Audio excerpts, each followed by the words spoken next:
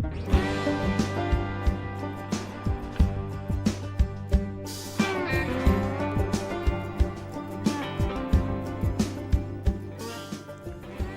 to In Conversation. I'm your host, Steve Iverson. Today we're speaking with Rick Beyer, a local historian, author, filmmaker, teacher, who was a long-time Lexington resident until he recently moved to Salem. We're going to talk to Rick about his recent projects, which include a book and a film about something called the Ghost Army, and also a book called Rivals Unto Death about Alexander Hamilton and Aaron Burr. So thank you for coming on, Rick. Oh, it's my pleasure to be here. Thank you so much. Wonderful. So maybe we could start by just hearing a little bit about your background. What have you done up until the book and the movie in your past, and what kind of things do you have experience okay. with? I mean, we're going to run out of time if I go over the. We'll just hit the whole high thing. points. Okay, fine. So I started my career as a journalist. I was a radio reporter and a TV news producer, and I worked in advertising for a while. And eventually, about 20 years ago, I found my calling, which was making history films and writing history books. And I've been doing that for about 20 years. It's either my third or fourth career, depending on how you keep track of it.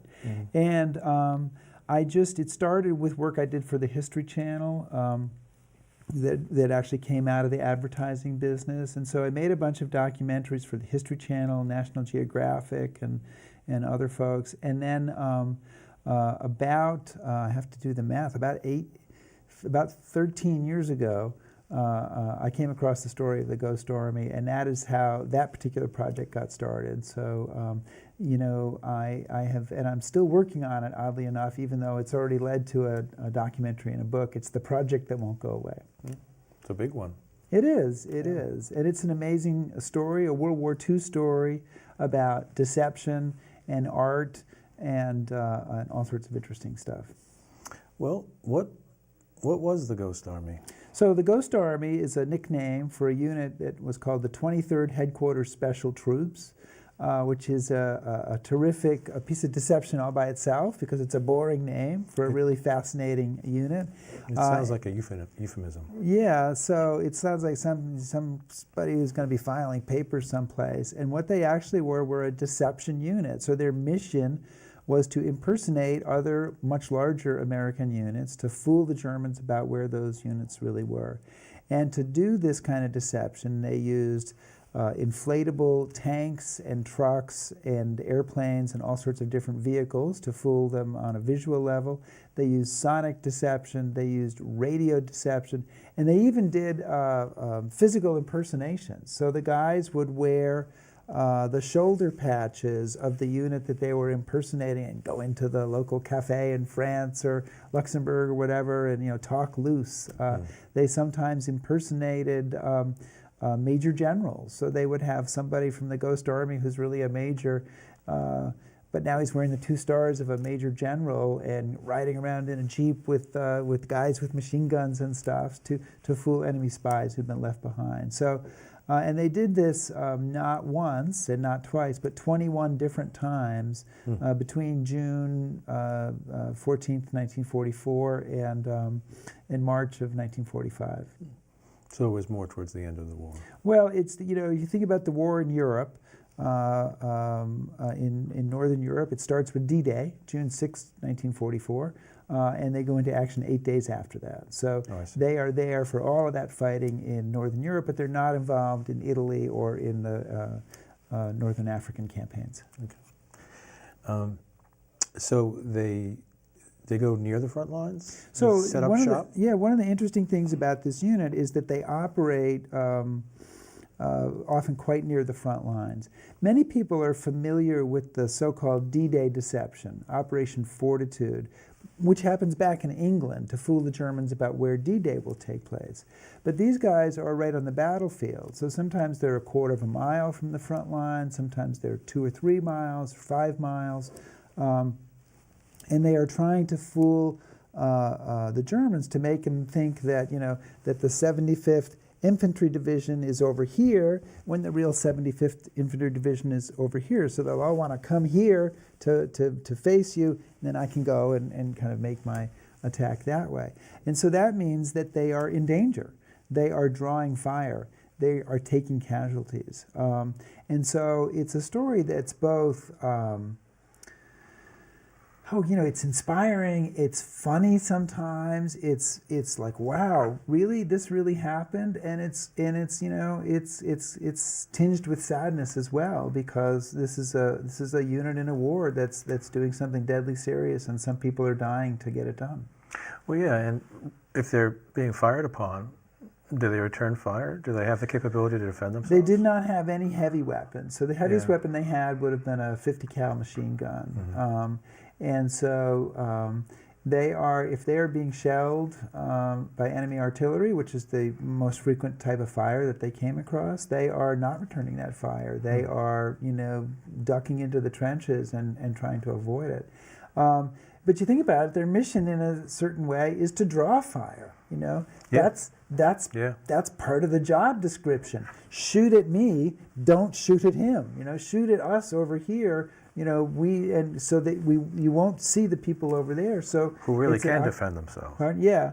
But who might be moving or doing something else. Yeah. I mean, for example, a very early deception they did. In fact, it was the very first one, and a very small scale one, is simply that there are two artillery batteries in Normandy.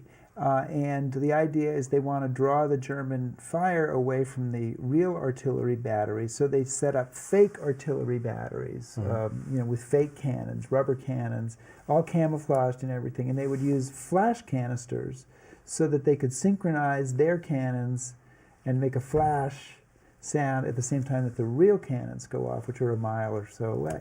Oh. So hopefully the idea is that you divide the German fire. They don't really know what's real, what's not, so that they would be firing at both. And they did, in fact, draw a lot of fire away. And then they did much larger deceptions that had the same principle. I understand that some of the people involved were sort of creative types who worked in the arts and so on, because their skills were especially useful for this. Is that correct? So right, the Army, to carry out the visual deception, in which they're using all sorts of different inflatables, the Army recruited artists. And what they actually did is they took a camouflage battalion that had already been created, and they brought them into this unit to handle the visual deception.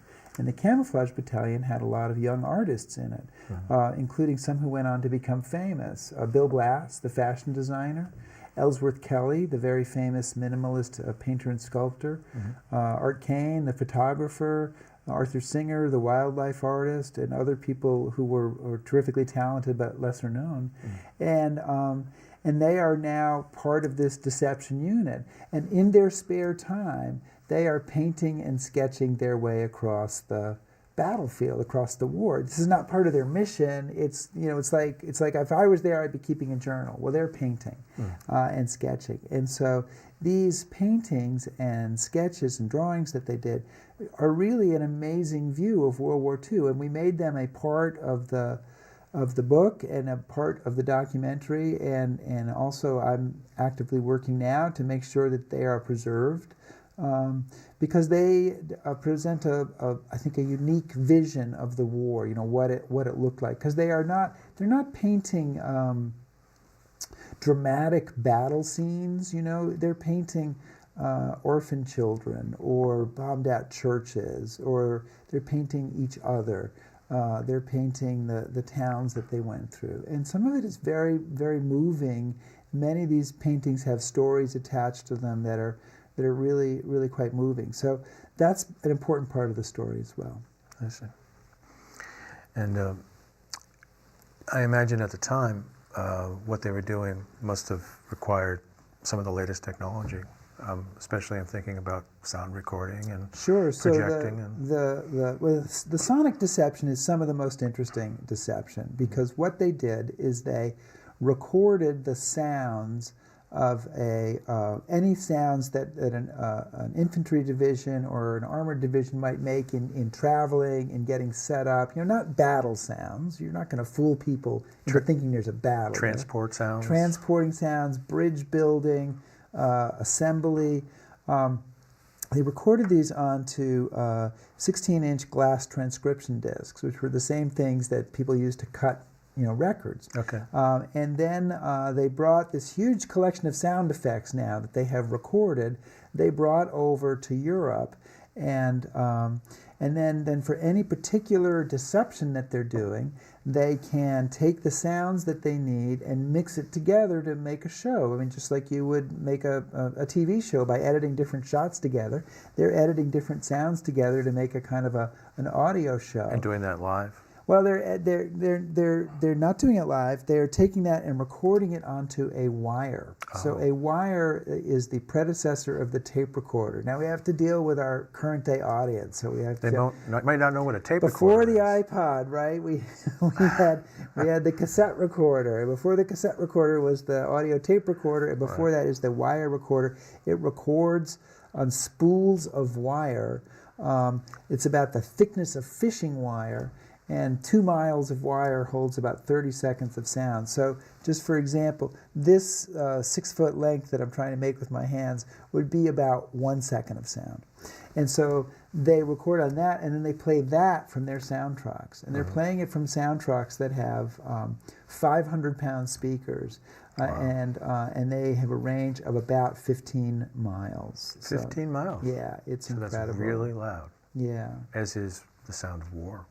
It's just loud. Right. Well, I mean, you think about it. You can hear things sometimes a long ways away, and you to be realistic, you want it to appear like it. You don't want it to appear like it's next door if you know that it's not coming from next door. So you want stuff to be able to be a long ways away, and they could use this by staggering where the trucks were.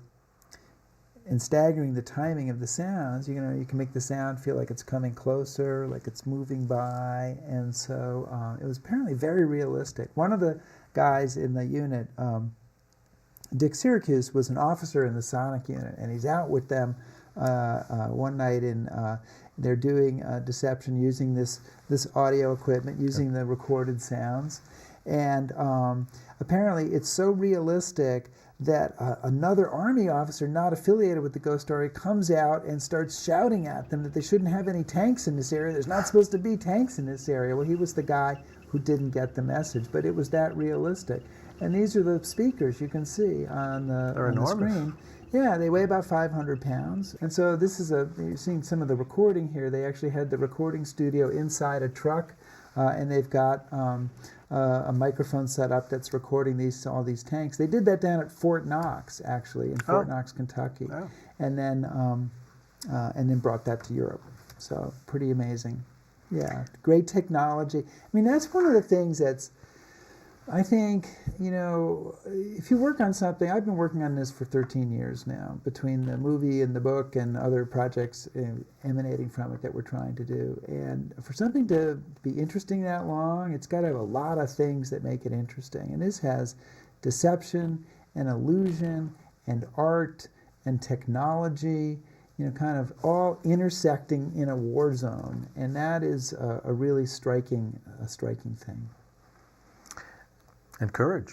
I mean, they're out there in right. battle. I think it's a special kind of courage, and every one of these guys would deny it. They would say, "Oh, no, we didn't do anything. It's the frontline soldiers and the guys who are really fighting and taking the heavy casualties, and what we did was really easy compared with that." But it's to put yourself in danger and not be able to defend yourself, not really have that power. But to still be out there and carry out the mission, knowing at any time that the enemy could figure out what you're doing and then crash through and cause you all sorts of problems and kill you or whatever, I think is a very courageous thing, and I've always been struck by that, and it isn't maybe as immediately apparent as the courage of somebody who is the frontline soldier. And there's no question that they weren't in the same kind of danger as those folks. But I do think that you can't underrate the courage it took them to pull off all these missions so close to the front. I agree. Well, we need to take a brief break, and we'll be right back to speak more with Rick Beyer.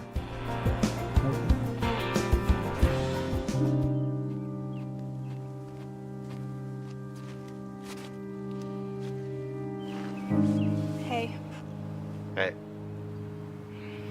Is everything all right? Yeah, of course. You were never a good liar. I mean, he's finally locked up. We saved the day.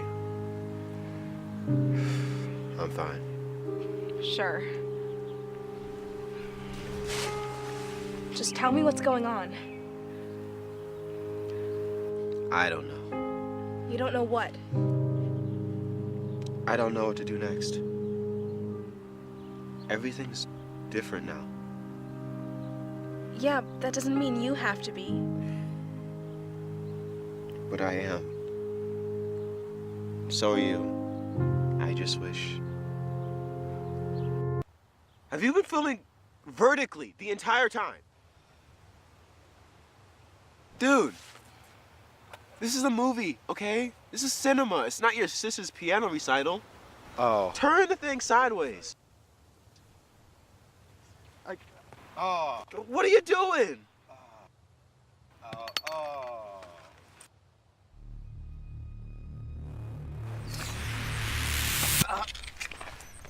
Sorry.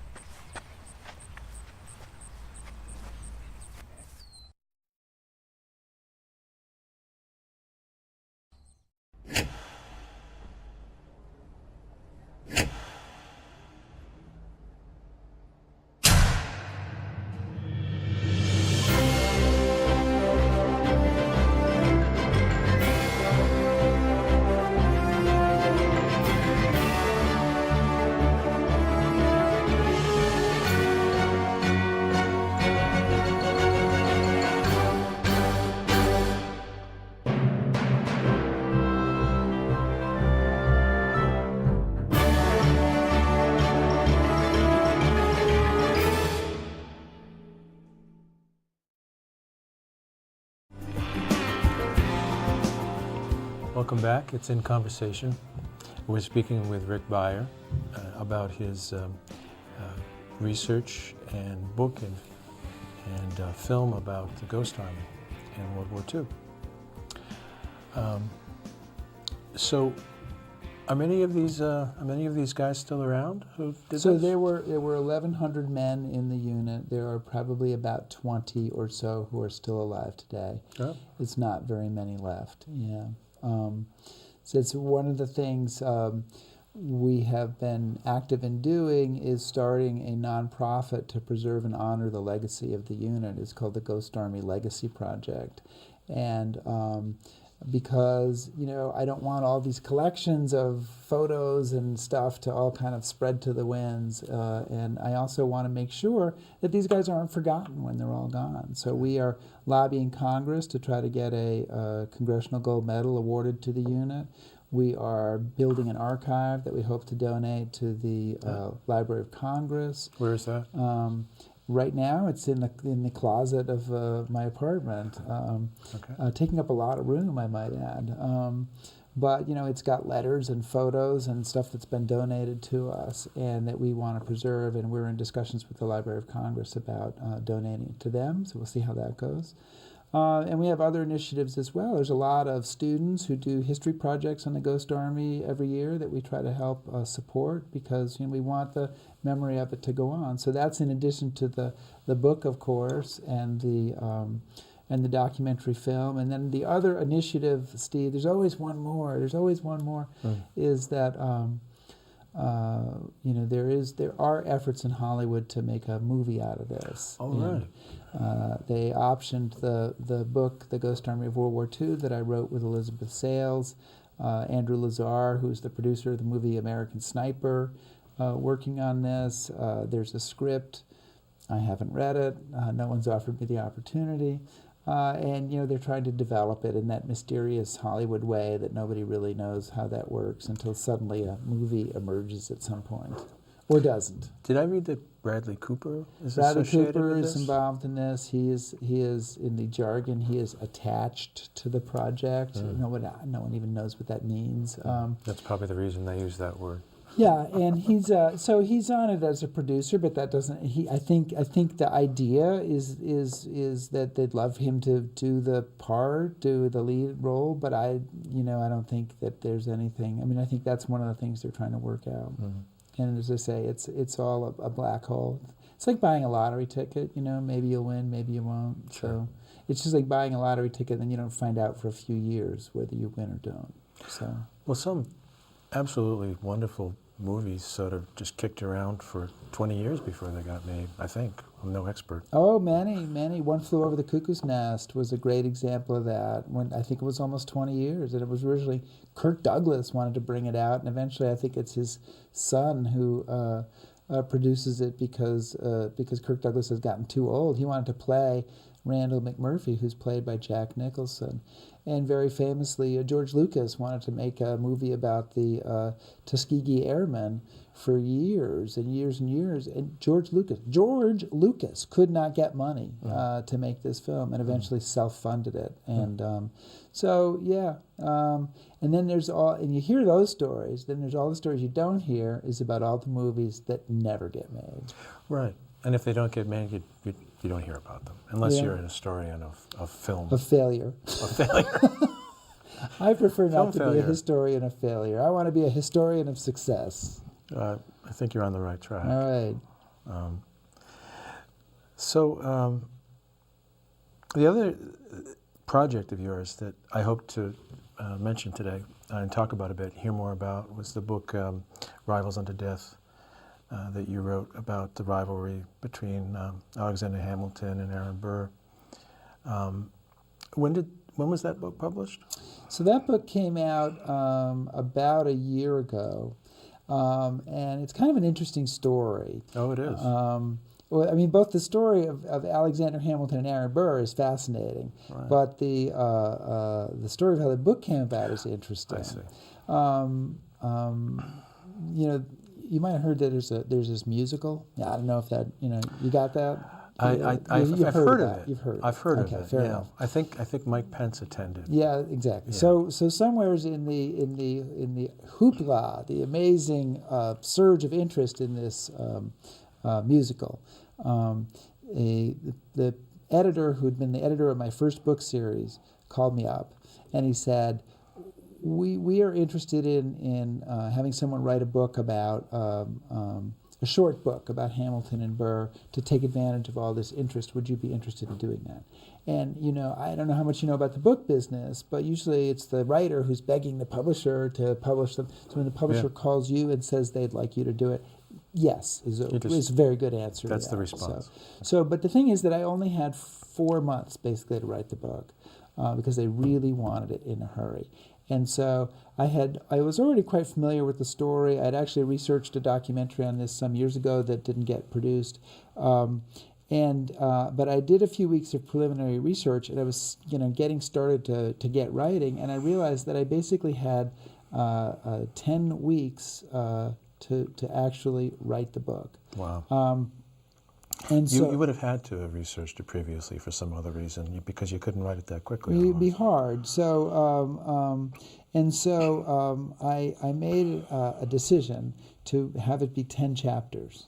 And then I put myself on a really strict writing schedule every week of doing a chapter a week and grinding out a chapter a week for 10 weeks. And that involved, even if you've done the research, you still have to go back and look and pull the quotes and do stuff. So that would involve, the first couple of days each week was doing the sort of the final research call and then trying to write it and then give myself a rewrite day, and then I would take Sunday off and start again on Monday on the next chapter. And that was the summer of 2016 for 10 weeks in a row. And my wife, Marilyn, proofread and was sort of the preliminary editor for each chapter, suggesting revisions and doing stuff. And then there was some revision time after that, but it was a very quick process. But the great thing about that is that it really made me focus on just what's the good stuff. What's really important here? I'm not going to be able to get into everything. The book is 200 pages long. It's a relatively short book. I'm not going to be able to get into everything. So we're really going to focus on the good stuff. And I think it comes through. I really feel, and I've gotten a lot of positive feedback on it, that people really feel like they get out of that what they kind of want to know. I think a lot of history books are too long. You know, they're this thick, and you really have to have a dedication to the topic to stick with it. Well, now that is an interesting point of view. It depends, it depends on how interesting the topic is, I guess. Yeah. Because a lot of history books feel too short to me. Oh, do they? Not the big 900-page ones, but there's often times when I'm reading something that's the length of what I just wrote that I would kind of wish for more. But then I am a complete history nerd, right? I am completely. It's my whole life really it revolves around history. So naturally, I would feel that way, and I really know, however, that there's a lot of people who don't. And a lot of the books that I've written, I think are I describe them as gateway books. It's like the marijuana of the book world, right? But it's something that gets you interested in the topic and wanting to know more, and then you can dig in and try to find out more. And I always feel like in my writing, I always say history is too important to leave to historians. It's too interesting to leave to historians. So, and I'm not knocking, professional historians, but I always try to find the most compelling things and make people get excited about it. That's my passion and my goal in life. Well, this book certainly draws the reader in and is a very engaging book. So it looks like it's working. One hopes, and I don't want to give away the ending of it, but it is, it also does. One of the main characters dies before the end of the book, so it is kind of a little tragic thing there. Yeah. Well, what is the rest of the book about? We have that. It's about their rivalry. So the interesting thing with Burr and Hamilton is that they knew each other really well for 30 years. Mm-hmm. They really come across each other in the Revolution, where they're both officers. They both serve at different times as aides to George Washington. They are lawyers together in New York City. They rise in politics in different political points of view, but they're rising at the same time. Their families know each other. They know each other's wives. And so you have this sort of long rivalry that becomes... and that gets wrapped up in the political issues of the day and becomes, sort of very hostile, and not uniformly.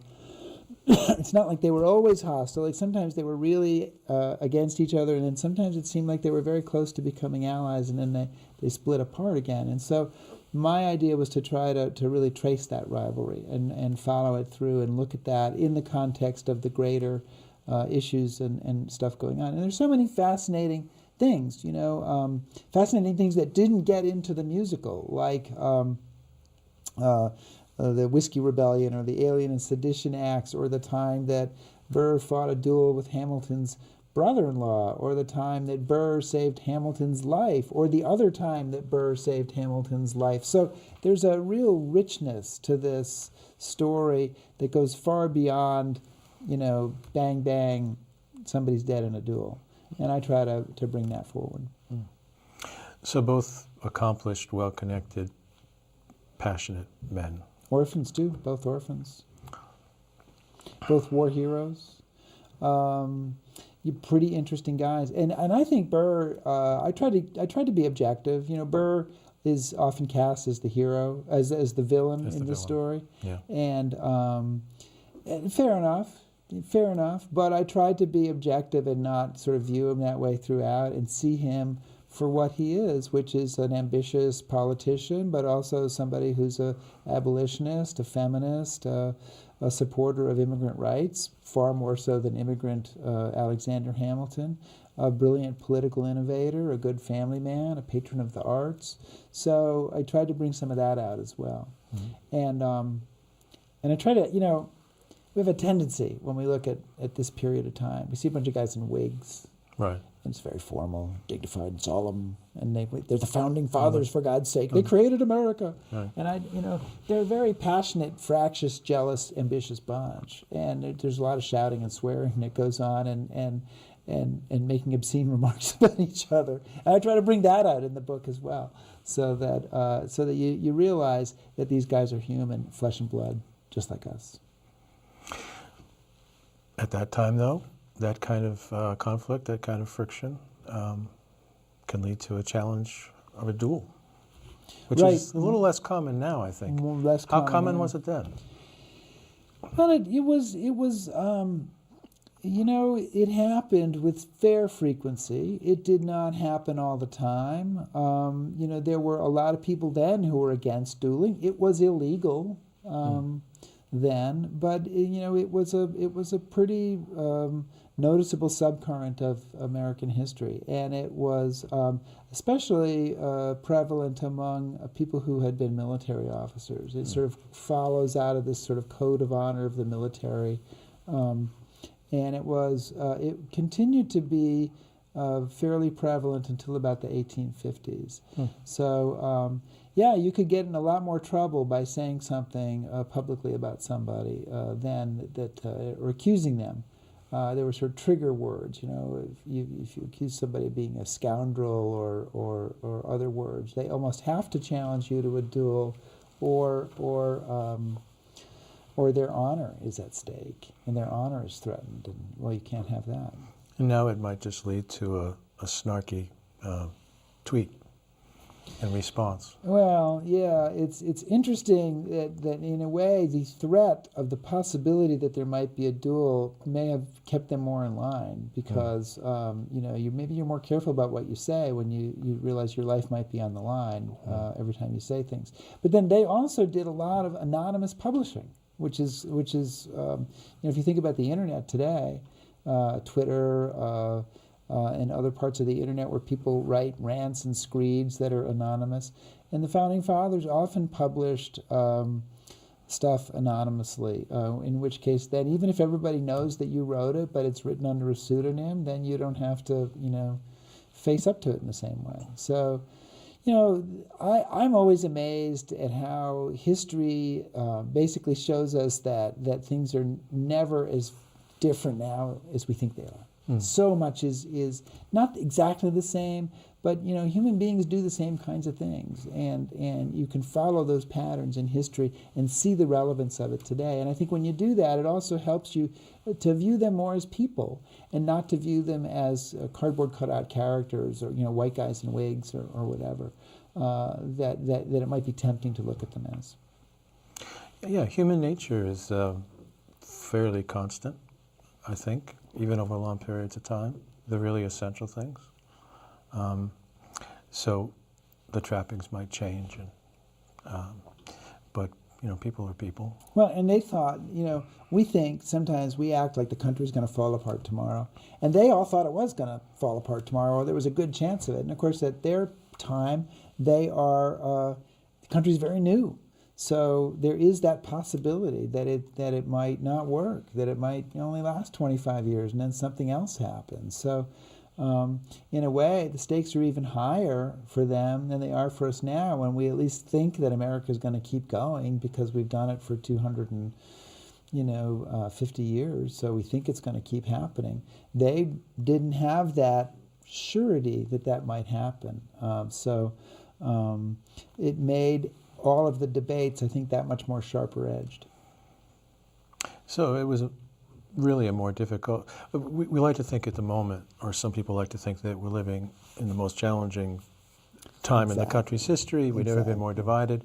It sounds like that was easily beat. What we're going I through think now. they were way more divided, and we think, well, but they weren't screaming at each other the way they are now. Well, sure they were. The newspapers said that some newspapers said that if Thomas Jefferson became president, that murder, prostitution would flourish. There'd be blood in the streets. That women would be sold into slavery. Women in New England buried their Bibles because they thought Jefferson was going to confiscate and burn them. So believe me, They believe me. You know, we sometimes think history, it's a happier, simpler time. It was a very harsh, argumentative time. And even though these guys are heroes and we carved them into rock and put them in paintings, they were flesh and blood just like we are. Fascinating stuff. I'm afraid we're out of time. Of course. I've enjoyed talking, and thanks so much for coming in. All right. Well, thank you so much, Steve. Really appreciate it. You bet. Take care. Thanks for watching. It's been In Conversation.